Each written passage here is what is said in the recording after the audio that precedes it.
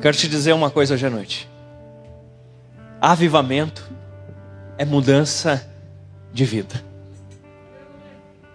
Nós estamos falando de avivamento já faz alguns dias e às vezes essa ideia pode parecer que estamos falando simplesmente de alguma coisa intrínseca dentro dos corações, alguma coisa que vivemos só na nossa particularidade, mas deixa eu te dizer uma coisa.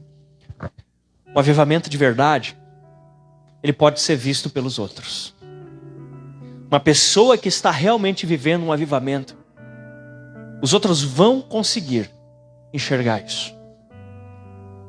Com certeza você já deve ter ouvido expressões do tipo assim: se converteu. Olha lá, o fulano virou crente. Ou ainda, nasceu de novo.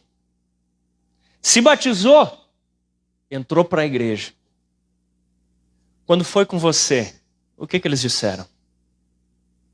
Quando foi você quem se converteu, entrou para a igreja, se batizou, quando foi para você, que expressão eles usaram? E é bem verdade que existe muita confusão a respeito disso, muitas coisas que se fala a respeito disso, mas no meu caso, o que eles disseram foi assim: tu virou virado, alemão, tu não chuleia mais as gurias. E bem verdade é que muito do que as pessoas falam é a reputação que a gente mesmo constrói. Mas a verdade é que a minha história não começou no dia que eles me falaram isso. A minha história com o Senhor de conversão, ela já tinha começado 4 anos antes. 4 anos antes. E aqueles 4 anos eu construí uma imagem. E quando eu experimentei um avivamento na minha vida, aquilo gerou uma ruptura tão abrupta com a maneira que eu estava vivendo, com a imagem que eu tinha construído, que levou meus colegas a dizerem essa frase. Como assim, pastor? Explica melhor, que você está me deixando confuso agora, afinal de contas. Eles disseram isso de ti quando você tinha se convertido? Não. Eles disseram isso de mim quando eu experimentei o primeiro avivamento na minha vida. Eles disseram isso de mim quando eu comecei a ser discipulado e recebi o batismo no Espírito Santo. Quando eu tive um crescer rompante na minha vida. E deixa eu te dizer mais uma. Talvez, se até aqui nunca ninguém percebeu uma ruptura, uma mudança tão forte na tua vida, talvez você ainda não tenha experimentado um avivamento. Em 2000 eu nasci de novo. Em 2000 eu fiz aquela oração entregando a minha vida para Jesus, mas eu já tinha feito ela antes. Essa história começa no ano de 1998, eu era uma criança ainda. Talvez ali por janeiro, época de férias, e teve uma escola bíblica de férias, EBF. E a pastora Elma Shear é quem estava ali ministrando, e ela trouxe um folheto do Billy Graham, e ela começou a explicar para as crianças das quais eu era uma. E quando ela falou aquelas coisas, o salário do pecado é a morte, todo mundo pecou, nós precisamos... Eu entendi. Fazia sentido para mim. E eu fiz a oração, eu repeti com ela e fiz uma oração de entrega. Mas eu não nasci de novo naquele dia. Porque eu entendi tudo aquilo com a minha cabeça, fazia sentido para mim com a minha cabeça, mas algo não aconteceu dentro do meu espírito. Eu dei um primeiro passo numa direção certa. Primeiro passo numa direção certa. Te confesso que naquela EBF, eu até trapacei nas brincadeiras, porque o prêmio era uma Bíblia.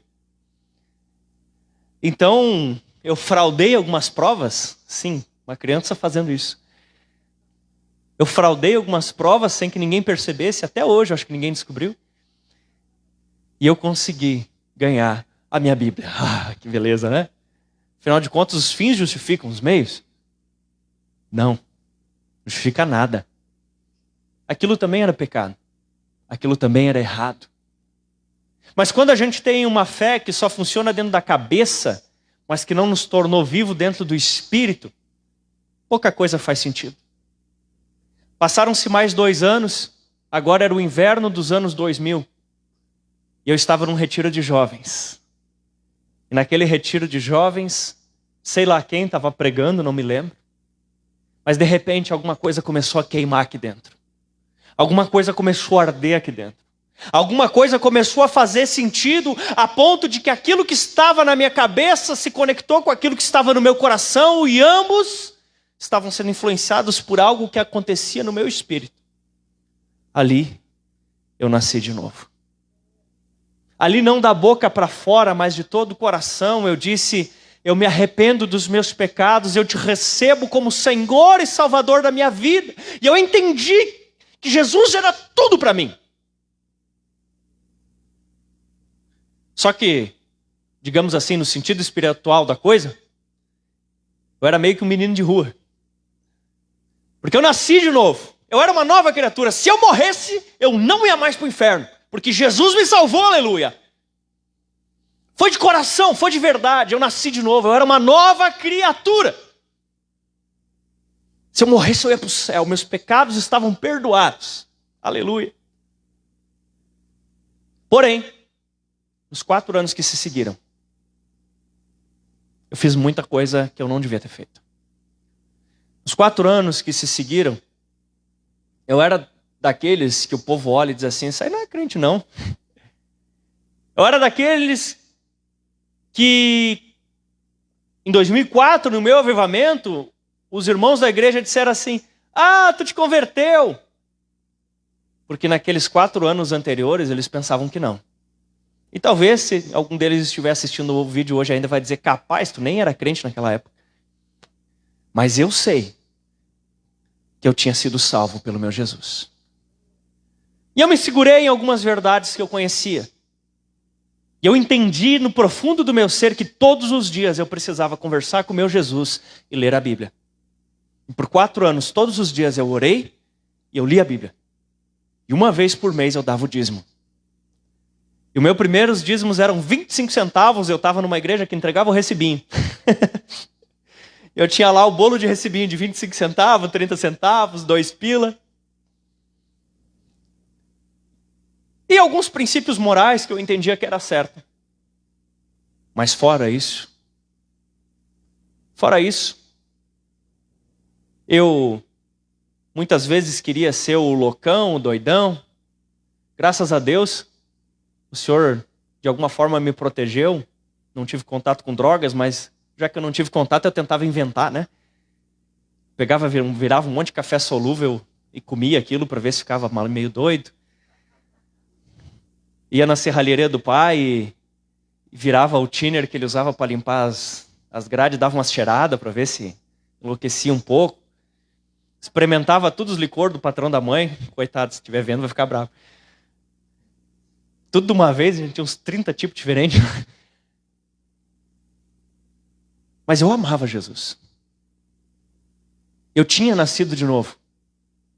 Mas eu saí da barriga e comecei a morrer. Eu me converti, mas cada passo que eu dava depois da conversão era de volta em direção à morte. E se eu continuasse daquele jeito, com certeza, eu teria morrido espiritualmente.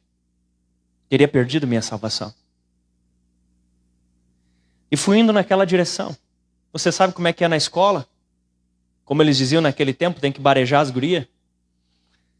E junto com meus amigos, nós tínhamos pensamentos imorais, olhares imorais. Éramos corroídos pela concupiscência da carne. E eu fui me afundando. O tempo foi passando. Comecei a me envolver com alguns amigos, gente que, de fato, eu amei e acredito que ainda amo, só infelizmente perdi o contato. E essas pessoas estavam caminhando numa direção bem complicada. Bem complicada. Questão de drogas, de brigas. Naquela época, eu já estava publicando meu 2º livro. Então eu tinha entrevista com rádio, entrevista para jornal, noite de autógrafo, palestras. Me chamavam nas escolas, nos teatros, nos eventos das cidades. E aquela exposição, ainda que pequena, mas aquela fama na região, 3, 4 cidades, começou a mexer dentro do meu coração. Quando eu chegava numa escola para dar palestras, e eles faziam um tapetinho vermelho, colocavam um troninho lá na frente, penduravam varais que os alunos escreviam sobre os meus textos que eu tinha publicado, escreviam varais, penduravam assim em minha homenagem. Eu deixei um pouco daquilo entrar dentro do meu coração. E as guriazinhas gritando, perguntando se eu tinha namorada. E eu começava, ainda que aquilo fosse pequeno, eu comecei a deixar aquilo entrar dentro do meu coração. E eu estava morrendo. Aí um dia, uma professora católica, ela me emprestou um CD pirata da Oficina G3. E acho que é o CD mais antigo que a Oficina G3 já publicou. Eu comecei a escutar aquela música e ela falava que nós somos mais que vencedores. E naqueles dias Deus tinha me abençoado com uma catapora, eu estava de cama, bem mal. E tudo que eu podia fazer era escutar aquela música, que eu estava com febre, ruim, cheio daquelas bolas no corpo. E eu pensei assim, mas não é assim que eu estou vivendo. Eles estão recitando um texto da Bíblia, porque a Bíblia eu conhecia, eu lia todo dia. Eles estão recitando um texto da Bíblia, mas eu não vivo isso, mas se está na Bíblia eu devia viver, pois eu sou filho de Deus. Ou a Bíblia está mentindo, ou eu estou fazendo alguma coisa errada. Então, eu disse, Deus, eu estou todo errado. E naquela catapora, que parecia ter me deixado doente, eu percebi que eu estava começando a ficar vivo de novo. O pastor Samuel Piangers pregou aqui na CRV, já era pastor da igreja naquela época, atento por direção do Espírito, começou a perceber que alguma coisa diferente estava acontecendo comigo. Se você perguntar para ele, ele vai dizer que eu me converti naquela época. Eu comecei a perceber que alguma coisa estava acontecendo, e depois daquilo, comecei a dar mais abertura para o que ele falava. Ele começou a perceber que meu coração estava mais aberto, começou a me discipular no início, sem nem eu perceber direito o que estava sendo. E eu comecei a ouvir o que ele me dizia. E sabe, às vezes a gente planta uma árvorezinha e se tu não coloca uma haste do lado, qualquer vento derruba. A gente planta um tomateiro e se tu não coloca uma taquarinha do lado para guiar ele, qualquer coisa destrói. E ele começou a ser essa haste que ia guiando o meu crescimento. E começou a falar de um negócio, um tal de batismo no Espírito Santo. Ele percebeu que havia em mim alguma inclinação para a liderança, mas que eu estava morrendo. Então ele começa a ser essa haste que me segura, que me coloca de pé.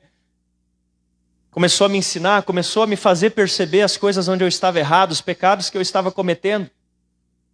E aí ele me manda para um retiro de treinamento de líderes, onde um rapaz que não acreditava em batismo do Espírito Santo do jeito que a gente acredita, ele acreditava em batismo, mas não do jeito que a gente acredita.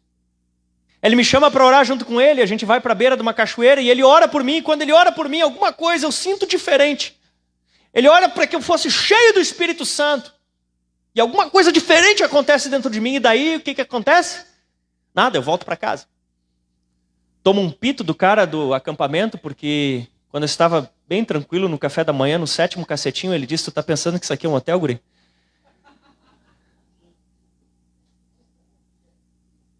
E eu volto para casa, mas a minha surpresa é quando eu começo a orar na beira da minha cama, como eu tinha o costume de orar. Pasmem, por isso que eu digo, eu já tinha me convertido, porque realmente eu orava e buscava a Deus, mas eu estava todo errado. Todo errado.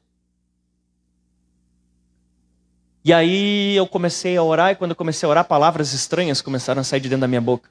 E eu parei. Olhei para um lado, olhei para o outro. Comecei a orar de novo e mais palavras estranhas começaram a vir, eu fechei a boca e daí eu disse, tu tá repreendido, Satanás. Em nome de Jesus, tudo que é do diabo vai embora. E parei de orar e saí. Fiquei com medo daquele negócio estranho. Aí um dia, no discipulado, era um discipulado em grupo, estava eu e os rapazes que depois seriam meus discípulos. E aí ele perguntou e me explicou Que aquelas línguas estranhas que estavam vindo, na verdade, era o batismo no Espírito Santo que eu havia recebido. E aos poucos a ficha foi caindo que aquela coisa que tocou no meu coração, ouvindo o CD pirata que a professora católica me deu para a oficina G3, quando eu estava de catapora, era o Espírito Santo agindo. Porque todas as coisas cooperam para o bem daqueles que amam a Deus. Numa tradução um pouco mais direta ao ponto, Deus age através de todas as coisas para o bem daqueles que amam a Deus. E aí, ele me explicou, quero falar em línguas, que é quando o Espírito Santo fala através da nossa boca. Um idioma que nós desconhecemos, uma linguagem espiritual que comunica com Deus. E eu achei aquilo demais. Comecei a orar em línguas, comecei a buscar Deus dentro do meu quarto. E teve um dia engraçado, muito engraçado, que eu comecei a brilhar no escuro. E eu pensei, uau, tô cheio do poder de Deus. Mas não, é que eu tava com um blusão, deu estática, né? Aí ficava verde brilhando. Outro dia eu achei que era Jesus voltando, mas era uma carreta de boi descendo a lomba com o breque rosqueado. Eu achei que eram as trombetas do arrebatamento. Eu não sabia nada, só que eu amava Jesus. Sabe o que estava acontecendo na minha vida naqueles dias? Avivamento. Porque aquilo que um dia esteve vivo, em 2000, em Osório, naquele retiro, quando algo queimou no meu coração e eu entreguei minha vida para Jesus, 4 anos depois estava morto. Aquilo que um dia teve vivo, aquele amor, aquele sentimento, aquilo que é inexplicável que eu senti em 2000, em 2004 estava morto. E se não fosse a graça de Deus e a sua intervenção sobre mim, de usar tudo que foi, usar doença, usar pastor, usar quem não cria, usar tudo, eu teria me perdido. E hoje eu não seria o teu pastor. Talvez eu seria uma pessoa pela qual você estaria orando para se converter. Talvez eu seria alguém que dissesse assim, eu já fui dessas coisas, não funcionou. Talvez eu seria alguém frustrado, desanimado, ou talvez eu seria que nem você. Porque talvez alguém aqui hoje está se sentindo assim. Talvez tenha alguém aqui hoje que está se sentindo morto. Mas se Deus teve misericórdia de mim, Ele pode ter misericórdia de você nessa noite. Só o fato de você ter conseguido estar aqui é porque Ele está te dando uma chance. Meu Deus, meu Deus. Quando o avivamento começa a acontecer nas nossas vidas, mudanças precisam acontecer. E quando o avivamento começou, eu não podia mais compactuar das mesmas coisas que os meus colegas compactuavam. Por isso que eles fizeram aquela declaração que eu citei logo no começo. Porque quando existe avivamento, as pessoas percebem que alguma coisa está acontecendo na nossa vida.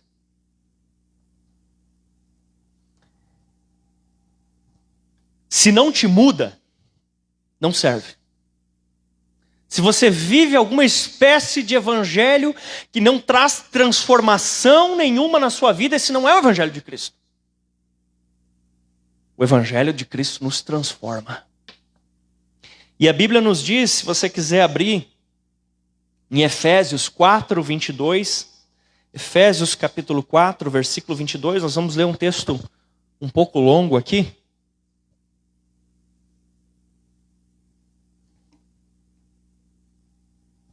Se você já encontrou, pode me ouvir. Se não encontrou, pode me ouvir, se não pode acompanhar a leitura, Efésios 4, a partir do 22. Quanto à antiga maneira de viver, vocês foram ensinados a despir-se do velho homem, que se corrompe por desejos enganosos. Se existe uma antiga maneira de viver, existe uma nova, amém? A antiga tem que ficar para trás, você tem que viver a nova. E serem renovados no modo de pensar, seus pensamentos precisam mudar. Seu valor, seu jeito de julgar as coisas precisa mudar. A revestir-se do novo homem, criado para ser semelhante a Deus em justiça e santidade. proveniente da verdade. Porquanto cada um de vocês deve abandonar a mentira, falar a verdade ao seu próximo, pois somos todos membros de um mesmo corpo, e quando vocês ficarem irados, não pequem. Apaziguem a ira antes que o sol se ponha, não deem lugar ao diabo. Que furtava, não furte mais, antes trabalhe, fazendo algo útil com as mãos para que tenha o que repartir com quem estiver necessitado. Nenhuma palavra torpe, ou seja, nenhuma palavra sem proveito, sem utilidade, saia da boca de vocês, mas apenas a que for útil para edificar os outros, conforme a necessidade, e assim transmita a graça aos que ouvem. Agora a chave: não entristeçam o Espírito Santo de Deus. Tudo que não está incluído nas outras direções está incluído nessa. Não entristeçam o Espírito Santo de Deus, com o qual vocês foram selados para o dia da redenção.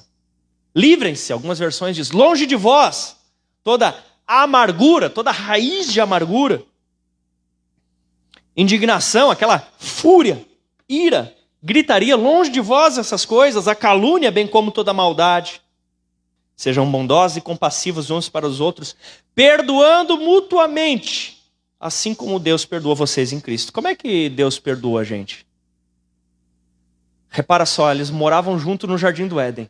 Adão, Eva e Deus. Deus descia, conversava com eles. Aí eles tiveram que ser expulsos pelo pecado do Jardim do Éden. Mas quando Cristo vem, perdoa a humanidade a ponto de querer que ela volte a morar junto com ele. Perdoar como Deus perdoou, é perdoar a ponto de querer que volte a morar junto de novo. Isso é muito radical, muito forte. Um outro lugar que precisa haver mudança quando você nasce de novo é na sua família. Quando esse avivamento começou na minha vida, estavam acontecendo muitos outros processos. Eu tinha de novo trocado de cidade, de novo trocado de escola.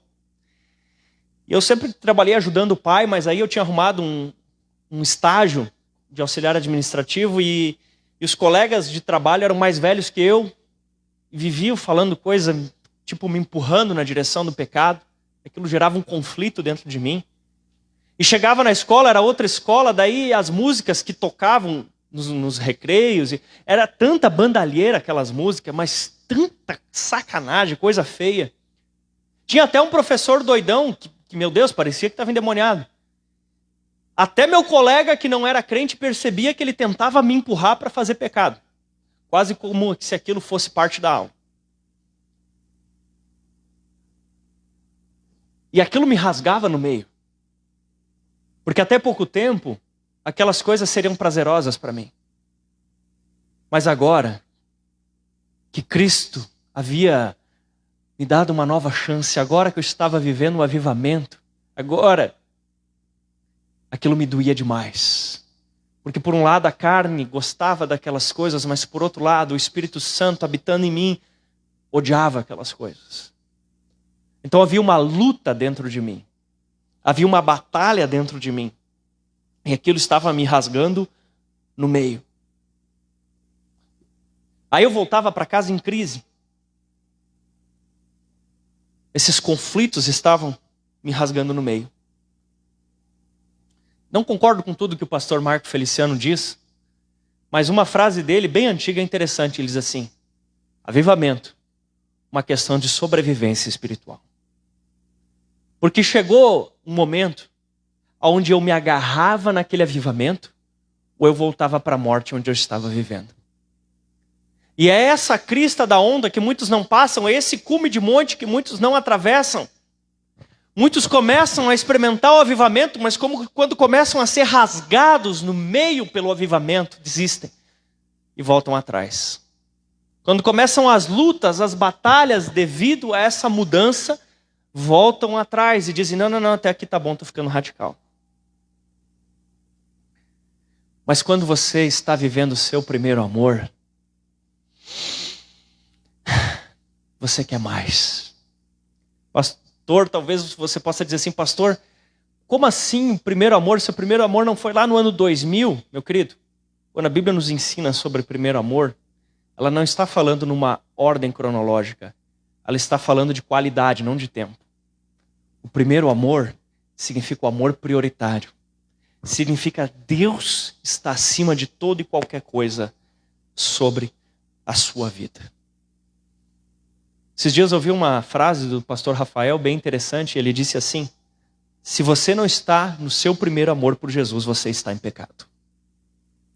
E isso define avivamento. Avivamento é quando nós somos trazidos de volta ao nosso primeiro amor. O próprio Jesus falou isso dizendo assim: vê de onde caíste e retorna ao teu primeiro amor. E nesse caminho de volta, eu precisava agora ter mudanças dentro de casa também. Deixa eu te contar uma coisa, um pouco antes. Quando eu era criança, eu comecei a ter dores dentro de mim. Era como se algo se rasgasse. Meus pais me levaram no cardiologista e ele disse assim: não tem nada de errado com o coração do Sidney. O que ele está tendo são as dores do crescimento. O crescimento dele está sendo tão rápido que é como se as carnes dentro dele estivessem se rasgando. E deu vitaminas para mim tomar. Mas aquilo continuou e foi seguido por câimbras, porque você há de perceber que eu cresci bastante. E no nosso crescimento espiritual é assim, querido. Quanto mais e mais rápido você busca crescer no Senhor, maiores são as dores do crescimento. E mais você tem que suplementar a sua alimentação. Aquelas dores que me percorriam, aquela luta entre o avivamento e a minha carne, aquilo me rasgava no meio, do mesmo modo que quando eu era criança para adolescente, o crescimento físico me rasgava pelo meio. Sinceramente, crescer dói. Crescer dói. É ou não é? E às vezes crescer nos deixa até esquisito. Quem nunca se sentiu assim na adolescência? Você não sabe a que mundo você pertence. Não pertence ao mundo das crianças, não pertence ao mundo dos adultos. E quando você está crescendo espiritualmente, você olha para trás e parece que o mundo não encaixa mais com você, mas você também não se sente totalmente encaixado ainda com as coisas de Deus. E você se sente esquisito, monstrinho, você não sabe. Crescer dói. Amadurecer dói. Mas deixa eu te lembrar uma coisa.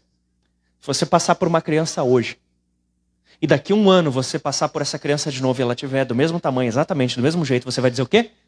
Está doente. É ou não é? Porque dor nós vamos sentir de um jeito ou de outro. Dor nós vamos sentir de um jeito ou de outro. A questão é se eu vou sentir dor de um jeito ou de outro, que eu sinta a dor do crescimento. Mais alguém me acompanha nisso? Viver dói. Mas ficar parado dói também. Às vezes eu boto meu filho no pescoço, estou carregando ele, daí ele fala assim: ai, adormeceu, pai, adormeceu, pai. Porque ele fica muito tempo na mesma posição, adormece a perninha. Eu sou muito ossudo aqui. E aí ele fica bem bravo. Porque ficar parado também dói. É ou não é? Fica muito tempo parado na mesma posição. Dói ou não dói? Ficar parado dói. Crescer dói. Se tudo dói, meu irmão, então que sinta a dor do crescimento. Amém? Diga para a pessoa do lado: sinta a dor do crescimento.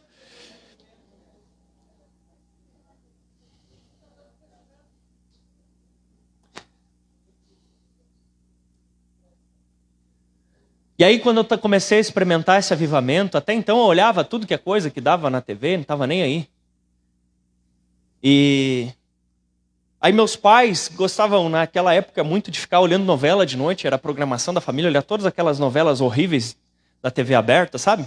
Que passa adultério, prostituição, roubos, aquelas novelas podres que tem na TV aberta. Eles gostavam muito de ficar assistindo e eu também gostava até então. Mas quando eu comecei a experimentar esse avivamento na minha vida, eu comecei a ter nojo daquilo. Comecei a ter nojo daquilo. E aí eu pegava, ia para uma outra peça separado, entrava debaixo da mesa, ficava orando, até que um dia meu pai, com muita sabedoria, veio e disse assim: filho, por que tu não fica mais com a gente? Eu disse: pai, desculpa, mas essas novelas aí não dá.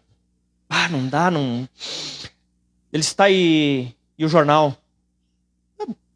Tá, o jornal, dá para olhar. Então faz assim, quando estiver dando novela não precisa ficar com a gente, mas na hora do jornal fica comigo. Eu disse: tá bom. Então daí quando dava o jornal, sentava eu, o pai, a mãe e a irmã, e quando ia começar as novelas eu caía fora. E a minha família começou a ver que alguma coisa diferente estava acontecendo comigo. A minha mãe ficava até com medo. Ela dizia assim, às vezes eu estava chorando, né? E com o rosto todo sujo de chorar, de clamar a Deus, até pela salvação deles mesmos.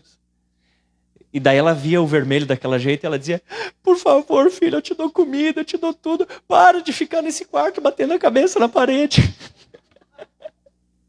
Eu não batia a cabeça na parede, eu estava orando para ela se converter também.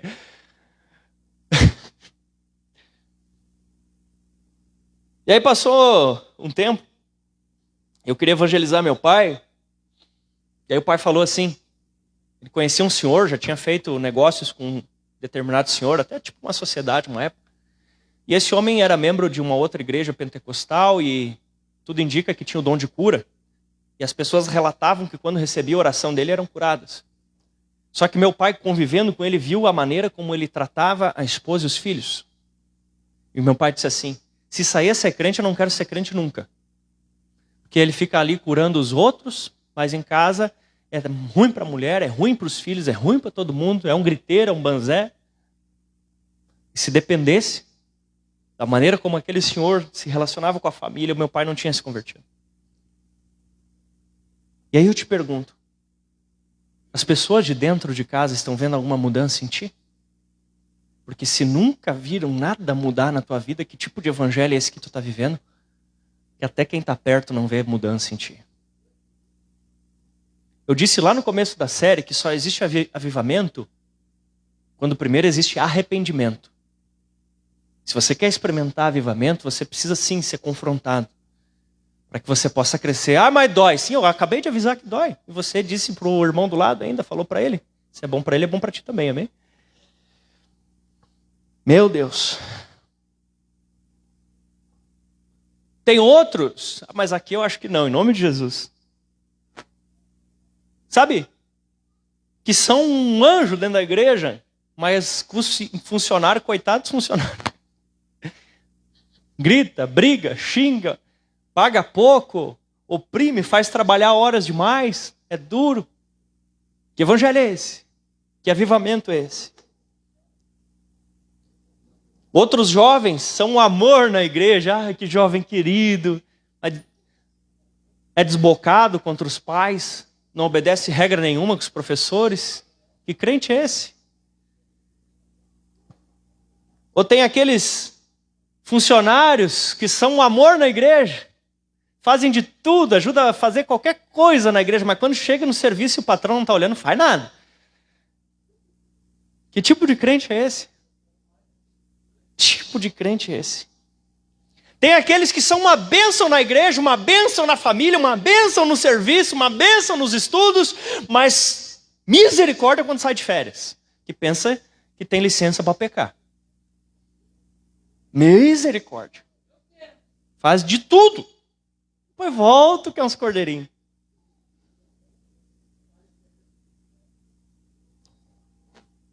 Avivamento é mudança de vida. Você tem que decidir. Você quer avivamento ou quer continuar do mesmo jeito? Avivamento mexe. Avivamento agita. E quando você chacoalha uma coisa, às vezes a sujeira vem para cima. Tiago 4,8 diz assim, aproximem-se de Deus e Ele se aproximará de vocês. Pecadores, limpem as mãos e vocês que têm a mente dividida, purifiquem o coração. Chegou o tempo de você decidir. Qual o seu lado nessa história? Se você quer as coisas do espírito ou as coisas da carne? Talvez no começo a sensação é que você esteja se rasgando no meio, mas você precisa manter a posição. Você precisa fincar o pé e não abrir mão. Sinceramente, a vida com Jesus é boa demais. Quem é que ama viver com Jesus? É bom demais.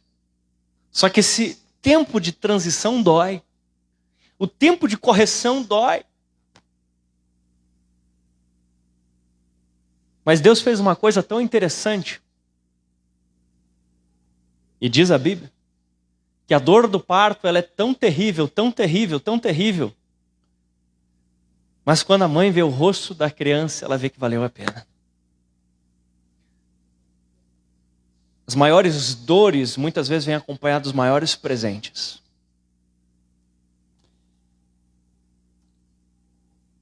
E nisso tudo, uma das coisas fundamentais que me fez não morrer e viver um avivamento foi o discipulado. E esse discipulador que me cuidou, em seguida ele até viu comigo talvez de liderar uma célula, mas como eu já ia me mudar novamente de cidade, eu preferi não, mas ele me colocou numa célula onde eu pude ser acompanhado, pude ser amado, onde as pessoas podiam saber quem eu era pelo nome. Me fez ter a oportunidade de servir numa família da fé. A igreja me segurou e me ensinou. Qual é a tua história até aqui? Eu quero Jesus. E eu tenho orado e dito para Jesus, Jesus, não importa quanto doa, mas me transforma. Porque eu confio mais na tua disciplina do que na minha própria direção. Eu confio mais na tua correção do que na minha própria escolha de caminho. Eu agora mesmo, aqui atrás, antes do culto, eu orei isso ainda de novo. Eu disse, Deus, eu confio muito mais que dói menos a tua correção sobre a minha vida do que o acidente que eu posso me envolver se eu mesmo dirigir ela. Porque quando eu tentei viver a minha vida sem avivamento, eu que tinha sido resgatado do inferno caminhava a passos largos de volta para ele. Quando eu guiei a minha própria vida sem um avivamento, eu estava salvo, mas caminhando na beirinha do precipício. Quero pedir para os irmãos me ajudar, pode ser só o teclado ou a guitarra, enfim.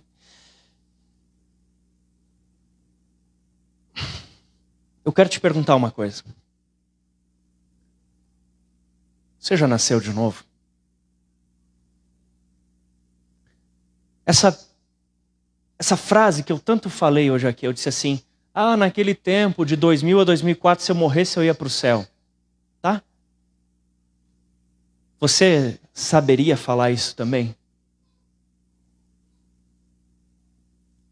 Não como motivo de pressão, mas de conhecimento. Se você morresse hoje, o que seria de você? Sim, eu estava errado. Sim, eu estava quase me acabando. Mas eu ainda estava vivo. Morrendo. Mas tinha um pouquinho de vida em mim ainda. Era daqueles que ia fazer o gol batendo na trave. Já nos acréscimos. E você? Você tem certeza da sua salvação? Talvez hoje se encontre aqui alguém que era como eu, de 98 a 2000. Alguém que entendeu aqui, achou legal o evangelho, está vindo na igreja, mas nunca nasceu de novo lá no seu espírito.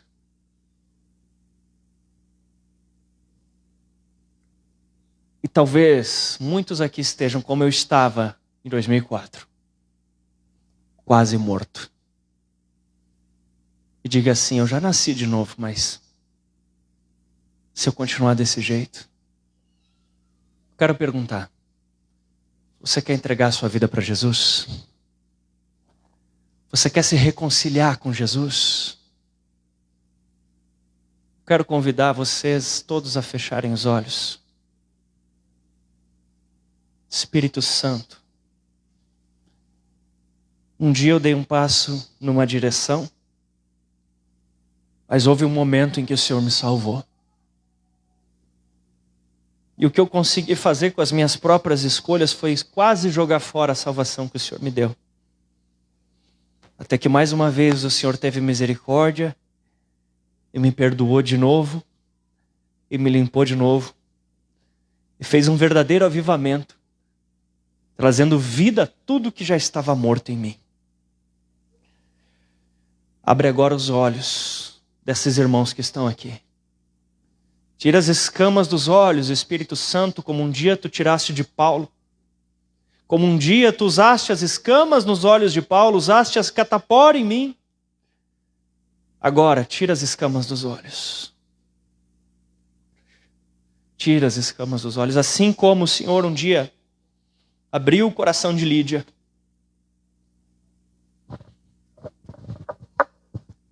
Vem, Espírito Santo. Você que quer receber Jesus como Senhor e Salvador da tua vida, vem cá. Você que quer entregar a vida para Jesus, vem cá. Você que quer voltar para Jesus, vem cá também. Quem quer entregar a vida para Jesus e quem quer voltar para Jesus, vem cá, vem cá. Vem cá, meu querido. Tá, eu sei, dói. Ai, pastor, mas tem que ir lá na frente, dói, eu sei, rasga. Parece que tá rasgando a gente por dentro, mas vem cá. Vem cá, vem cá. Vem cá, rápido, corre aqui. Você que quer voltar para Jesus, você que quer entregar a vida para Jesus, vem cá. Corre aqui. Pergunte para a pessoa do seu lado, quer que eu vá lá na frente contigo? Eu vou. Ou se você convidou alguém, a pessoa está aqui hoje, pergunta para ela. Ou se você sabe que tem alguém que tem que entregar a vida ou voltar para Jesus, pergunta para ela agora. Fala com ela aí. Ei, meu irmão, tem coragem, vem cá. Jesus está te esperando.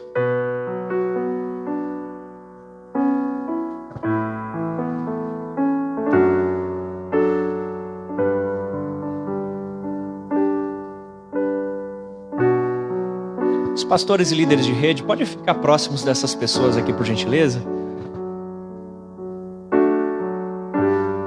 Acolham elas. Eu sei que tem mais gente. Eu estava com vergonha naquela época. Eu estava com vergonha que eu estava morrendo. Você hoje está vendo assim, ó, que você tá por um triz de morrer e está precisando voltar para Jesus. Corre aqui, querido. Não fica com vergonha, não. Vergonha é ir para o inferno, isso é vergonha. Vem cá.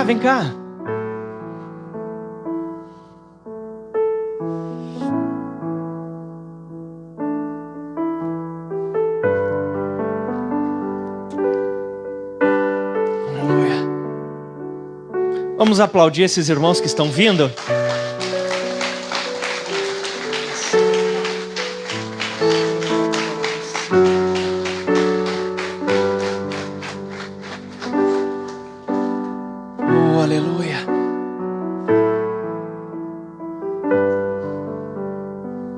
Você que hoje quer entregar a sua vida para Jesus, você que hoje quer voltar para Jesus, repita essa oração após mim. Senhor Jesus, pode repetir bem alto, bem forte. Senhor Jesus,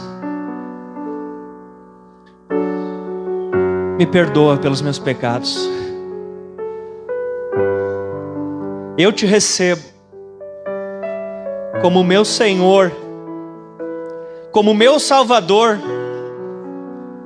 Eu renuncio às trevas, eu renuncio ao mal, e eu te recebo, Jesus, como meu Senhor e como meu Salvador.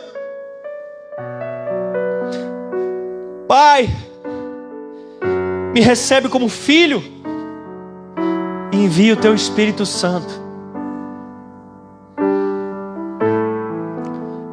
Agora só aqueles que estão se reconciliando, repitam essa outra parte também, dizendo assim: estou voltando para casa. Me perdoa, Senhor. Eu pisei sobre o que me deste, mas hoje eu arrependido volto, Pai. Em nome de Jesus. Você que está no seu lugar e fez essa oração também, entregando a vida para Jesus ou se reconciliando, vem cá. Não fica com vergonha, corre aqui. Vamos, tenha coragem.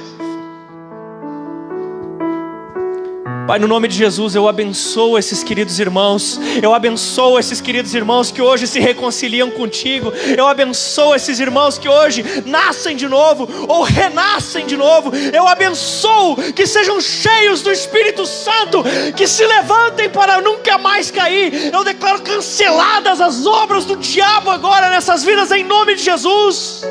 Satanás, sai dessas vidas em nome de Jesus. E vem, Espírito Santo, fortalece eles em nome de Jesus. Você pode dar uma salva de palmas para esses corajosos?